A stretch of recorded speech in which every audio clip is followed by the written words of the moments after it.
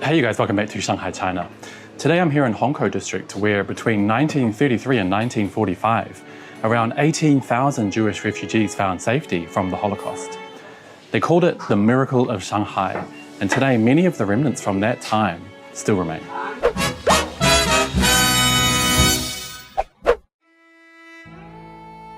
It's a pretty hideous part of recent history that doesn't need much introduction.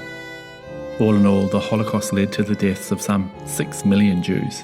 At the time, most countries in the world closed their doors to those trying to escape persecution.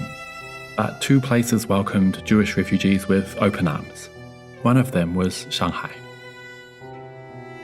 Many of those refugees lived here in the former Jewish quarter, which later became the restricted area for stateless refugees, otherwise known as the Shanghai Ghetto, an area covering roughly 2 square kilometers. When visiting for the first time, probably the first place you should visit is here, the Shanghai Jewish Refugees Museum. Let's go in.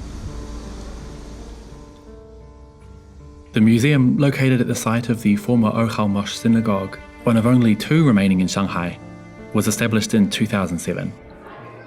Created in 1927 by repurposing an existing building, the synagogue was the major venue where Jews gathered to perform religious rites during World War II. The museum also features a permanent exhibition hall displaying photographs and a short film about life at the time, a story exhibition hall presenting the lives of 27 Jewish refugees, and an atrium where events are often held.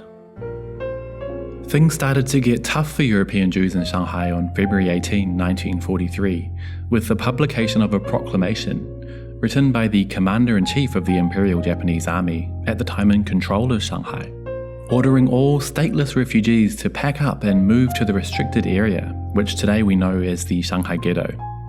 Many were forced to leave their existing homes and businesses around Shanghai and move to what was one of the poorest and most squalid areas in the entire city. The European Jewish population quickly set up new businesses and lives in the area, which was already home to some 100,000 Chinese. The White Horse Cafe was one such establishment. This place originally opened in 1939 and was a buzzing cafe, bar and nightclub for Jewish refugees and anyone else who wanted to come and hang out.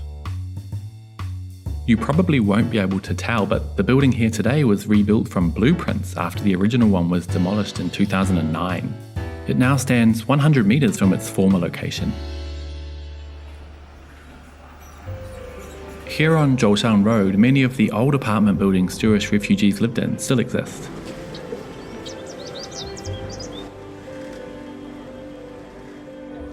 The area was once known as Little Vienna because of its abundance of European bakeries, restaurants and delis.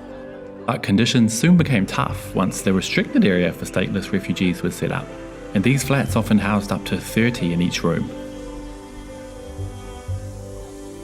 Hoshan Park, once called Wayside Park, was created way back in 1917. During World War II, Jewish refugees often came here to find solace and to socialise. Today, the locals still do just that.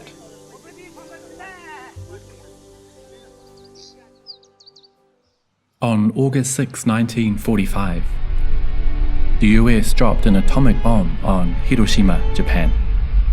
This set into motion the end of World War II, and on September 3, the Shanghai Ghetto was finally liberated. Shanghai's Jewish refugees began to slowly leave, finding new homes in the United States, Australia, and Israel, among other places. This monument, together with a Chinese flag, was erected in 2014 to commemorate the thousands of Jewish refugees who found a home in Shanghai when they had nowhere else to go. 13,000 of their names are engraved right here.